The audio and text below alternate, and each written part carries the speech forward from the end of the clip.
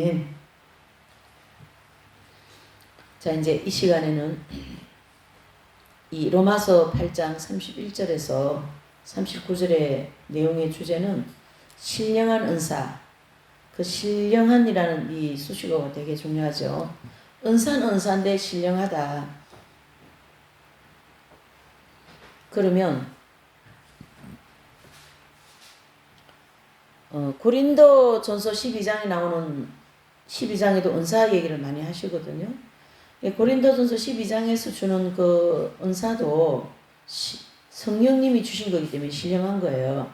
근데 이 로마서 8장 이 본문 31절에서 39절에서 얘기하는 이 신령한 은사는 사랑이라는 거죠. 사랑, 하나님 사랑. 다 하나님 사랑이기는 한데 그 하나님의 사랑이라고 하는 생명력이 우리한테 합일이 돼야 된다. 바울의 얘기는 그 얘기예요. 지금 바울의 얘기를 하는 거예요. 제 얘기가 아니고. 그거를 사도 바울은 이 로마서를 통하여 아주 아름다운 문장으로 신령한 은사, 그게 바로 하나님 사랑이다. 이렇게 단어를 사용하고 있습니다. 사랑이라는 단어는 굉장히 사람들이 많이 사용하는 단어예요. 근데 이 본문에서 얘기하는 이 신령한 은사, 하나님 사랑, 요거는 사람들이 많이 사용하고 또 막 인사도 사랑합니다 하고 막 그렇게 하는 사랑하고는 질이 다르다. 이래 보셔야 되죠. 저는 이런 공부 말씀을 전하면서 사랑이라는 단어를 많이 이렇게 뭐 본문에 나오니까 쓰지. 근데 상대편한테 뭐 사람들끼리 모여가지고 뭐 사랑한다 이런 얘기를 이게 나오질 않아요. 이게 이상해요. 이게 안 나와요. 왜 그러냐면 습관이 안 되고 그런 단어를 많이 안 써봐가지고 꼭 뭐 사랑한다는 말을 해야 되는 건가? 그런 마음도 있고 굉장히 어색합니다. 그 사랑이라는 단어를. 근데 이제 이 본문에서 얘기하고 있는 이 사랑은 우리가 쉽게 뭐 인사차 사랑하는 그런 사랑의 내용이 아니고요. 말 그대로 앞에 수식어 신령하다. 하나님의 그 본질적인 사랑이 있잖아요. 그게 하나님의 생명이거든요. 그 생명의 사랑을 받았다. 그 얘기예요. 그게 합일이 되었다. 그 영혼의 깊이 주님의 사랑과 하나가 되었다. 그것을 말씀하고 있습니다. 그래서 이 본문은 신령한 은사, 이 은사는 바로 교회 시대의 이긴 자들에 대한 하나님에 대한 사랑을 나타내셨습니다. 그래서 그 사도 바울 자신도 하나님으로부터 받은 사랑을 이제 종합해서 이 로마서 8장에 단어를 계속 쓴 거거든요. 그러니까 사도 바울도 이 우리가 로마서를 이제 공부하면서 보시면 참 그 문장력이 굉장하지 않습니까? 그렇죠? 그래서 그 아름다운 문장을 통해서 하나님의 사랑을 지금 표현해내는 거죠. 그리고 구약에 가서 보면 이사야서를 보면요. 굉장히 그 아름다운 문장 또 그 문장 속에 들어있는 그 하나님의 그 진리의 깊음 그런 것이 아주 그 수사학적으로 잘 말씀을 이렇게 그 문장력을 가지고 기록해 놓은 거거든요. 마찬가지로 이 로마서도 사도 바울이 그 뛰어난 그 지성과 또 문장력과 또 하나님의 사랑이 합일되어진 그 영성에 대한 그런 것이 종합적으로 해서 로마서를 쓰게 된 거거든요. 그러니까 이 8장 31절에서 39절의 이 얘기도 정말 아름답지 않습니까? 예. 그래서 거기 보시면 사도 바울께서 로마서를 기록한 목적은 1번 서머나 서머나 그 지역의 선교 교회가 로마 교회에 그 도움을 요청하는 그 입장이고 또 사도들로부터 직접적으로 체계적인 어떤 가르침을 받아 어떤 본질적인 그 본 적이 없는 가르침을 받아 본 적이 없는 그런 어떤 로마 교회의 하나님의 구원의 기본 구조를 설명하기 위하여서 이 내용을 쓴 건데요. 로마서가 굉장히 그 기독교 교리의 중심에 있잖아요. 네? 그래서 로마에 있는 성도들에게 기독교의 교리에 대해서 아주 정확하게 이제 기록을 한 것이다. 그 얘기고요. 또 이제 세 번째로 보면 그 신령한 은사, 그거를 받도록 하기 위하여 즉 신앙의 목표를 가져라. 신앙의 목표가 어딥니까? 우리가 마가복음 4장 46절 47절에 보면 그 씨 뿌리는 묘에 보면 씨를 뿌리고 싹이 나고 잎사귀 나고 열매가 맺어지면 열매를 농부가 추수를 한다. 이 말씀같이 열매가 익어야 된다라는 뜻이죠. 그게 신앙의 목표다. 익은 열매가 신앙의 목표다. 우리가 익은 열매 되려고 이렇게 아픔을 겪고 고통을 받고 괴로워하고 뭐 이런 게 다 무슨 과정이냐면요. 익은 열매 되기 위한 과정이다. 이래 보시면 됩니다. 아주 그런 모든 시간들은 굉장히 아름다운 시간들이다. 이렇게 우리가 좀 더 좋게 생각을 해야 되겠죠. 자, 그래서 8장 31절을 보시죠. 시작. 그런즉 이 일에 대하여 우리가 무슨 말을 하리요? 만일 하나님이 우리를 위하시면 누가 우리를 대적하리요? 그랬습니다. 그래서 그런즉 이 일에 대하여 무슨 말을 하겠느냐? 바로 하나님께서 29절과 30절 말씀처럼 미리 아신 자들로 또한 그 아들의 형상을 본받게, 즉 아들의 형상을 본받는 것이 바로 완덕에 도달하는 거거든요. 다른 말로 하면 또 익은 열매, 이긴 자가 되는 경지가 있는 거예요. 그러니까 우리가 자꾸 착각을 하는데 뭐 조금 어려움을 겪었다고 해서 내가 뭐 어디 도달했대. 그거는 진리를 너무 모르는 사람, 내지는 진리 정돈이 전혀 안 되어진 사람들이 하는 소리다. 이래 보시면 됩니다.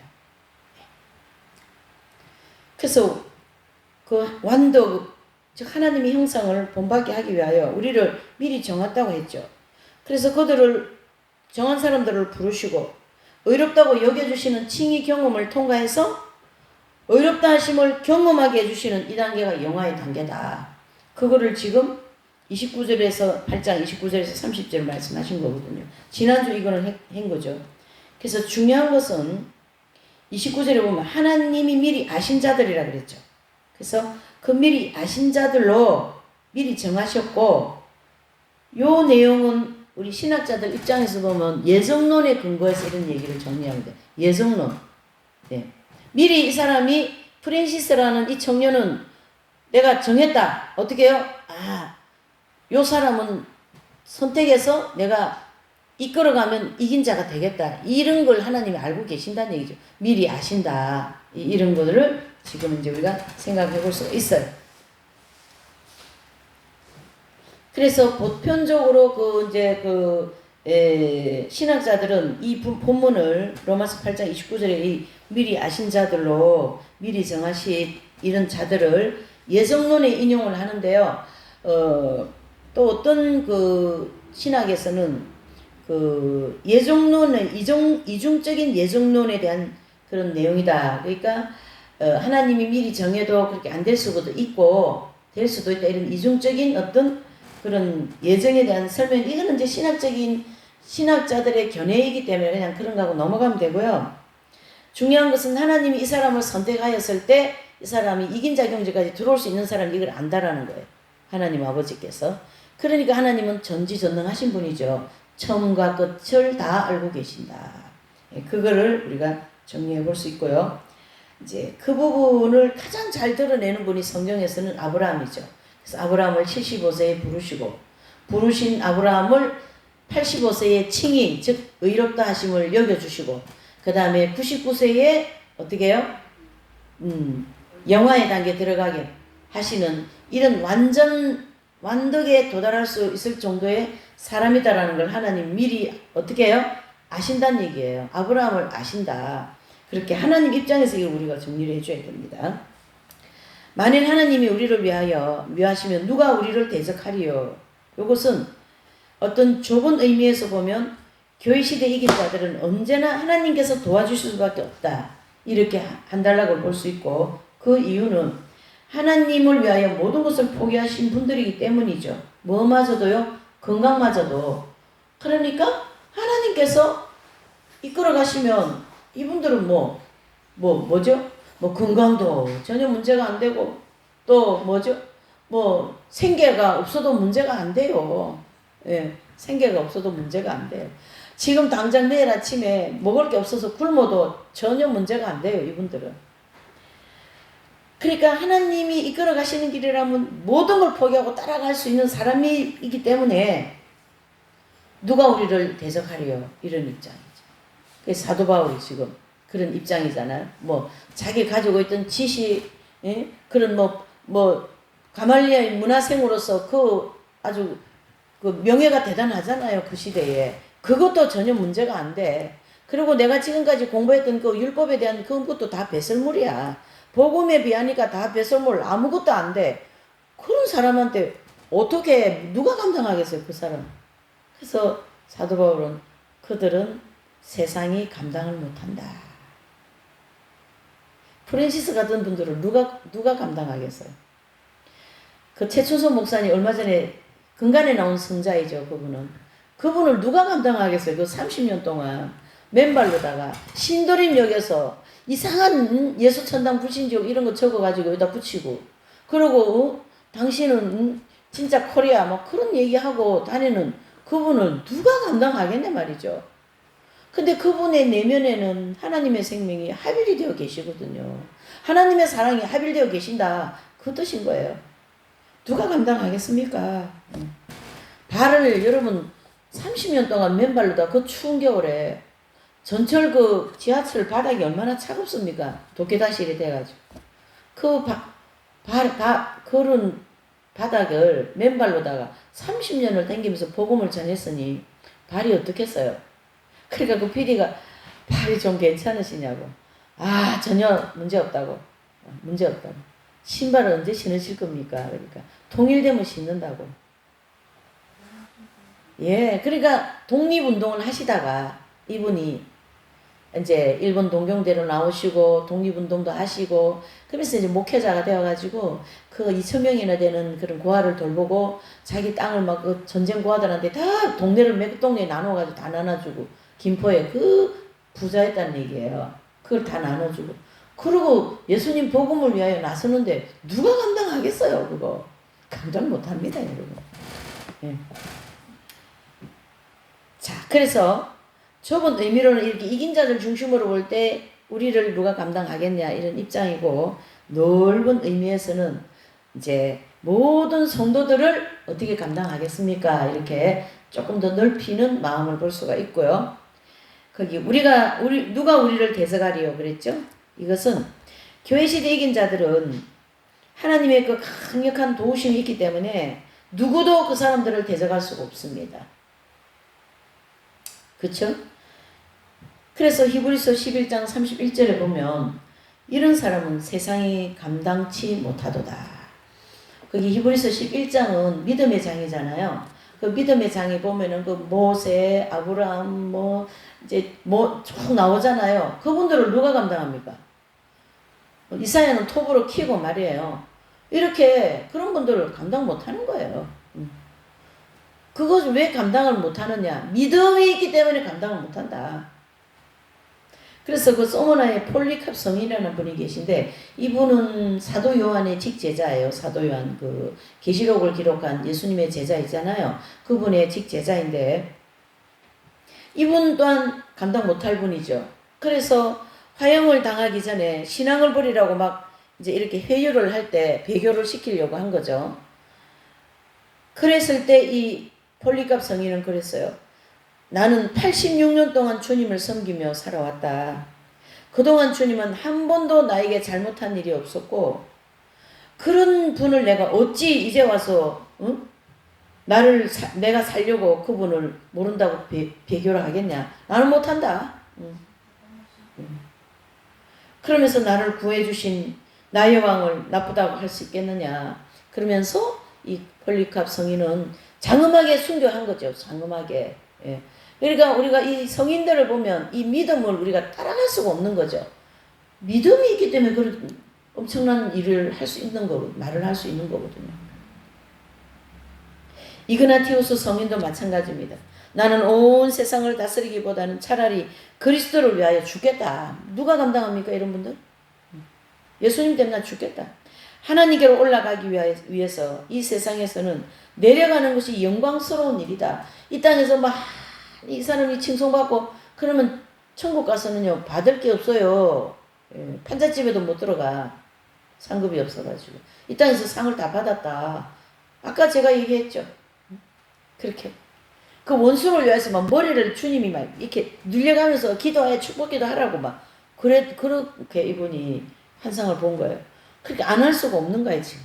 그 원수를 위해서 기도하기 싫은데 막 기도하는 거죠. 그래가지고.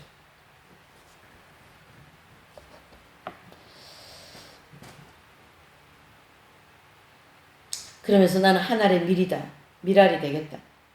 그러므로 사나운 짐승들의 그 이빨에 막 갈리어가지고 그 하나님의 그 순결한 떡으로 되기를 원한다. 그러니까 짐승한테 물에 뜯겨가 나는 죽어도 괜찮다. 누가 감당해요? 이런 현상은 믿음으로 나가는 거거든. 믿음이 있기 때문에 이런 현상이 나오는. 그래서 주님은 우리에게 믿으라. 그러면 이 산을 옮겨서 저쪽으로 옮길 만한 역사가 일어날 거다. 어찌 짐승 앞에 사자 앞에서 나는 물을 찢겨도 나는 예수님 배교 못한다. 이게 그냥 인간적인 힘으로 되겠습니까? 믿음이 있으니까 되는 거지. 그 믿음에 하나님 은혜를 베푸신 거죠. 존 웨슬리 목사님도 마찬가지입니다. 완전 성화에 이른 사람들은 사람들을 괴롭히는 것은 하나님의 눈동자를 찌른다 이렇게 얘기한 거예요. 분도 요셉 라브로 성자도 라브로 성인을 괴롭힌 청년이 똑같은 부위에 상처를 입고 헛간에서 죽었다라는 거죠. 성인들을 비방하고 건드리면요 하나님이 엄청나게 무섭게 진노하십니다. 그런데 이기신 분들은 죄를 지었음에도 불구하고 하나님의 전폭적인 도우심이 있는 것을 볼 수 있다. 왜냐하면 하나님이 아들이 되었기 때문이다. 다윗의 바세바 사건을 이제 볼 수가 있는 거죠. 그래서 그 바세바를 범했기 때문에 많은 고통을 받는 거죠. 그러면서 그의 아들 압살롬이 반역을 하고 압살롬과 그를 따르는 자들이 2만여 명을 막 하나님이 죽여버리잖아요. 다윗을 건드렸거든. 다윗은 이긴 자거든요. 그래서 다윗을 건드리면 다 죽는 거예요. 안 되는 거예요. 다윗을 뭐 자식이라 해도 안 되는 거죠. 다시 왕위에 오르게 하셨고 더 강력한 국가를 만들어 가시는 다윗의 일생을 볼 수가 있는데요. 다윗의 아들이 그 당시는 그렇게 다 할 수 있었던 것 같아요. 아버지의 왕자리를 빼앗기 위해서 막 아버지 후궁들을 하고 막 그 백주에 막 옥상에 올라가서 음행을 저지르고 그런 일을 막 하는 그런 게 나옵니다. 어쨌든 그렇게 한 거에 대해서 하나님이 반드시 보응을 한다 그런 뜻이고요. 또 우리가 광야를 이제 지나면서 죄를 지으면 그거 죄를 지은 것에 대해서는 반드시 회개하여서 하나님께 용서를 받는 그런 도움을 받아야 되고 또 이긴 자들 경지에 이런 분들과 같은 그런 도움을 받을 수는 없습니다. 이게 참 어찌 보면 하나님은 사람 차별하는 것 같아요. 이긴 자들은 너무 좋게 해. 그때 광야에 근데 이렇게 보셔야 돼요. 저는 그런 게 딱 머리에 들어오면 이렇게 생각해요. 이긴 자들은 하나님께 그만큼 사랑을 받을 만한 행동을 했다. 그만큼 하나님께 드렸다. 생명까지 자기 모든 것을 다 주님을 위해서 드려버렸잖아요. 그러니까 사도 바울이 오늘 이 39절의 말씀이 31절의 말씀 누가 우리를 대적하겠냐 그 얘기. 대적할 사람 있다 없다? 없습니다. 자연도 못합니다. 비바람도 못합니다. 눈도 못합니다. 눈보라도 못합니다. 아까 썬다싱이 그랬죠. 썬다싱도 그 동사체가 되어 있는 사람을 업고 가는데 둘이 다 살아버렸어. 죽을 사람도 살려버린 거예요. 자, 32절입니다. 시작. 자기 아들을 아끼지 아니하시고 우리 모든 사람을 위하여 내어주신 이가 어찌 그 아들과 함께 모든 것을 우리에게 은사로 주지 아니하겠느냐 그랬습니다. 자, 하나님의 아들 누구시죠? 예수님이시죠? 그걸 주셨다라는 것은 가장 좋은 것을 우리를 위하여 주셨거든요. 아마 이보다 더 좋은 것이 있을 수는 없어요. 이 세상에. 예수님보다 더 좋은 건 이 세상에 있을 수가 없는 거거든요. 그러나 아들보다 더 귀한 것이 없기 때문에 아들을 죄인을 위하여 내어주신 거예요. 그래서 하나님이 우리를 위하여 내어주신 그분이 엄청나게 좋은 분이다. 이란 하나님께서 우리에게 무엇인들 들어주지 않으시겠습니까? 해서 나에게 한 분밖에 없는 아들을 내가 너를 위해서 내어놨는데 내가 너를 위해서 뭘 안 주겠니? 이 뜻이에요. 예. 그러니까 주님이 원하시는 것만 하면 우리는 온갖 걸 다 받을 수 있어요. 궁극적으로 뭐까지요? 하나님의 생명까지 받을 수 있다. 그렇게 볼 수가 있어요. 모든 것을 은사로 주지 아니하시겠느냐? 마태복음 7장 7절에 11절에서 보면 구하라 그러면 너희에게 주실 것이라. 그래서 보면 구하라 찾으라 두드리라 그랬지 않습니까? 똑같은 뜻을 가지고 세 마디의 다른 단어를 썼다는 것은 반드시 내가 주겠다. 예, 그 얘기인데 어쨌든 아들 예수님의 그 생명을 나한테 주신다. 하나님이 그 경지에 들어가면 그것까지도 내어주신다. 그 얘기를 하는 거죠.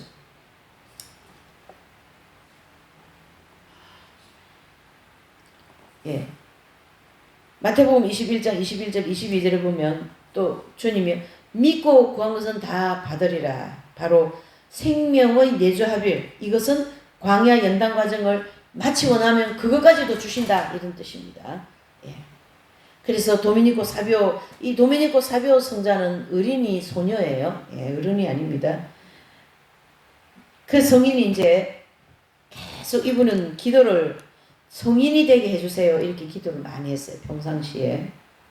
그래서 이 이기신 분들은 모든 것을 받으신 분들이고 가장 귀한 예수님의 생명이 합일이 되어진 그런 분이죠. 그래서 제가 서두에 얘기했죠.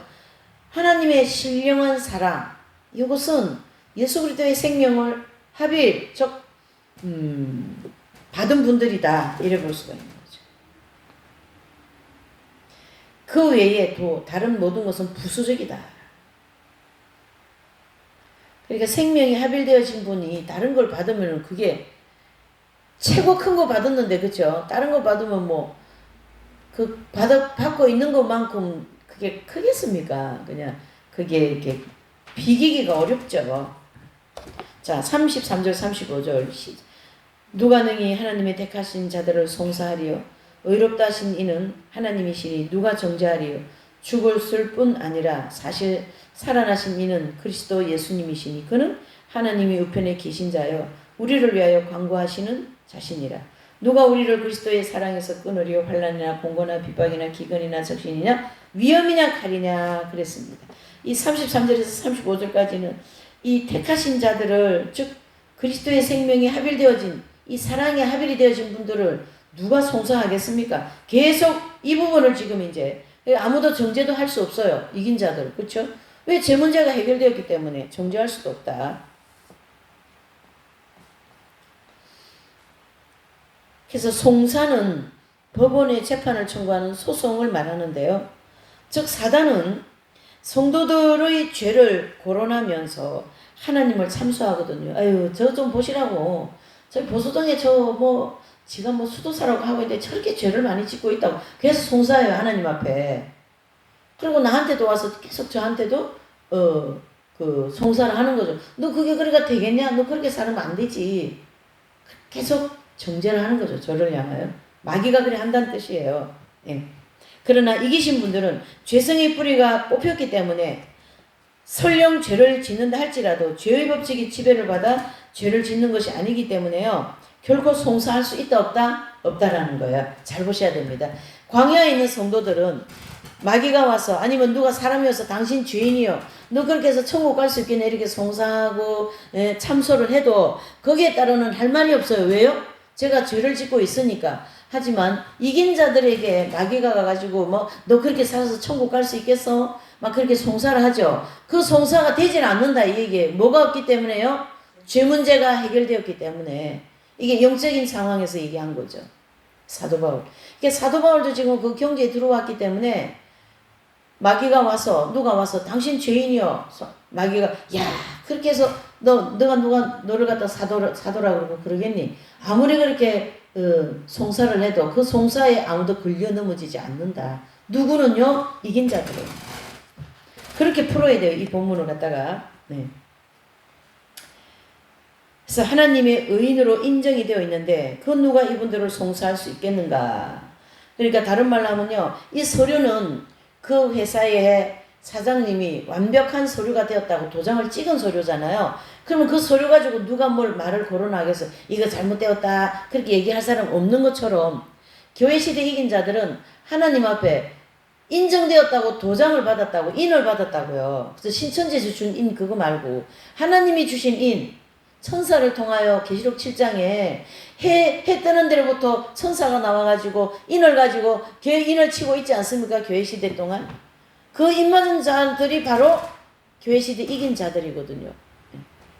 그러니까 천사가 해로부터 나왔다라는 것은 하나님의 명령을 받고 저 프란시스에게 인을 쳐라 그랬어요. 뭡니까? 완전하게 되었다.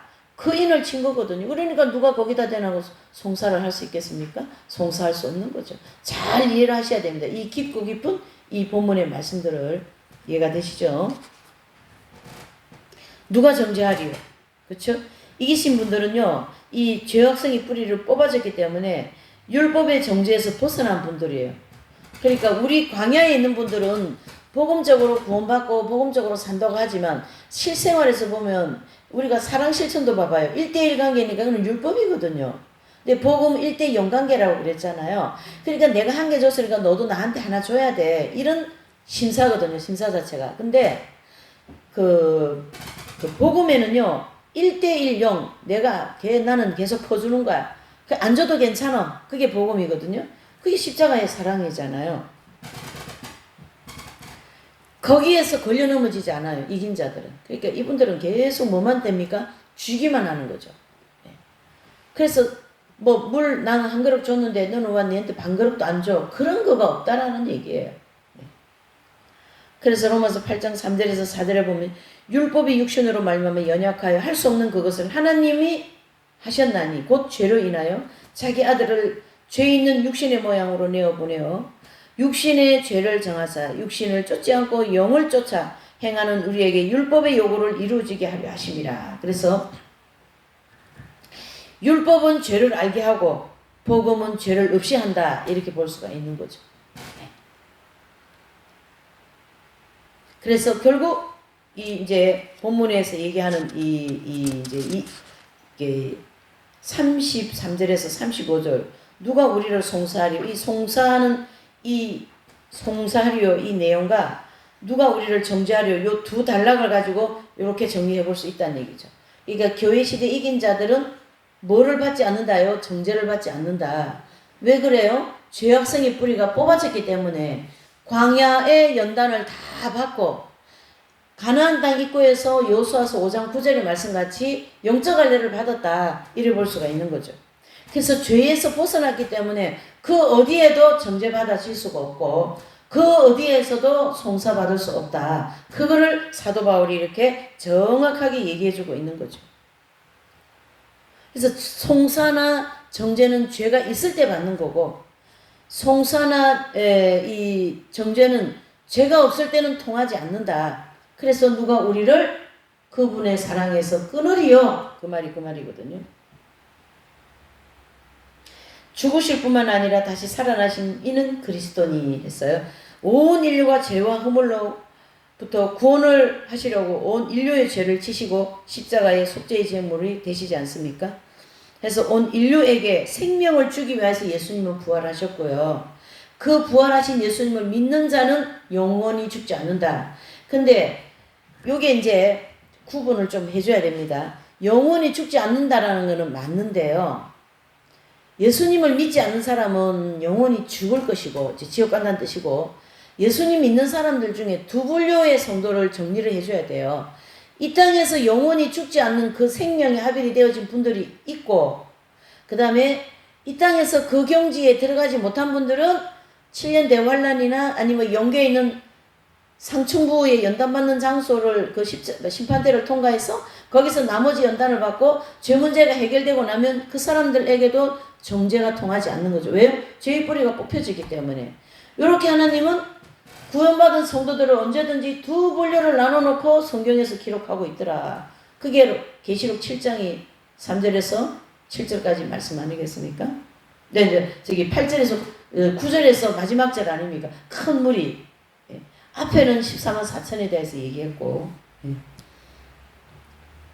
자 광야길을 걷고 있는 우리 모든 성도들은 비록 예수님의 속죄 은총을 힘입고 구원을 받게 되었지만 아직까지 마귀의 성질이라고는 이 죄성과 정욕으로 인해서 그 뿌리로 인해서 기회만 주어지면 죄를 짓는다는 얘기죠. 그래서 악한 마귀가 그때마다 우리를 공격하고 우리를 어려운 데 처하게 만들고 막 그냥 여러 가지로 괴롭힘을 당하지 않습니까? 그게 연단이라는 거고 그 연단을 통하여 우리는 정화가 된다. 회개할 때마다 정화된다. 그래서 죄를 짓고 나면은 괴롭지 않습니까? 그거는 성령님이 함께하고 계신다는 거고 회개를 시키려고 성령께서 안에서 계속 괴로운 마음도 생기게 하고 그래서 내가 아까 잘못했구나. 내가 교만했구나. 내가 너무 상대편에게 어려움을 줬구나. 이런 자신의 잘못을 깨닫게 된다는 얘기죠. 반대로 죄를 회개하지 않으면요. 마귀가 계속 나한테 와서 참소하는 거예요. 야, 그래서 천국 가겠니? 너 뭐 조금 잘한다며? 계속 나한테 참소하는 거예요. 그래서 딱 잘라버리고 해야 돼요? 회개해야 돼, 회개. 마귀가 그럴 때는 안 붙는 거죠. 그래서 마귀야 물러가라. 예수님 이름으로 선포하니 물러가라. 하나님의 딸 나는 십자가의 공로에 그 피값으로 하는 하나님이 나를 그 죄값을 지불했고 나는 하나님께서 나를 대신 사셨다. 그래서 나 하나님의 딸이다. 양자가 되었다. 이렇게 담대하게 마귀를 물리쳐야 된다. 그래서 우리는 하나님께 죄를 지으면 용서를 받을 수 있는 믿음이 있잖아요. 그렇죠? 담대하게 물리쳐야 됩니다. 해서 회개를 하였음에도 불구하고 마음이 괴로운 것은 마귀가 생각을 틈타서 괴롭히는 것이므로 무시하세요. 아, 저거 뭐야. 저 사람 왜 저렇게 앉아있어. 왜 저렇게 말 저렇게 해. 왜 저렇게 행동해. 그런 거를 계속 마귀가 나한테 속살거리면서 생각나게 하고 막 그러죠. 그러면 무시해버리세요. 나 하나님의 딸이야. 이러면서 하나님께서 나에 대해서 피값으로 다 나를 대신 하셨기 때문에 나는 괜찮어. 회개했기 때문에 하나님께 용서받았기 때문에 괜찮어. 이렇게 되는 거죠. 그러면 마귀가 이렇게 몇 번 정도 정죄하다가요. 반응을 안 보이면 재미없어가지고 마귀가 먹을 게 없잖아요. 그러면 뭐예요? 싱거워서 그냥 가버려요. 더 이상 공격하지 않는다. 자, 오늘 이 본문의 말씀 정리를 하면 생명이 합일이 되어진 이 신령한 사랑이 합일이 되어진 이분들은 그 어디에서도 정죄받을 수 없고 그 어디에서도 송사받을 수 없는 죄 문제가 해결되어진 분들이고 그렇죠? 그 외의 분들은 아직까지 송사받을 수 있고 죄 문제가 해결이 안 되었기 때문에 정죄받을 수 있다. 그래서 우리는 익은 열매 목표라는 이 목표를 향하여 부지런히 영적 광야길을 가야 됩니다. 연단 받으면서 회개하고 지은 죄를 회개하고 또 주님의 긍휼과 자비를 구하면서 계속 가다 보면 이제 그 교회 시대 이긴 자들처럼 하나님께서 우리를 보실 때 이제 되었다. 이제 뭐예요? 야, 이제 아무리 죄질 환경이 돼도 죄를 안 짓겠구나. 그러면서 우리를 영적 할례를 시켜준다. 그게 바로 구약의 여호수아서 5장 9절. 이스라엘 백성들이 광야에서 어떻게 해요?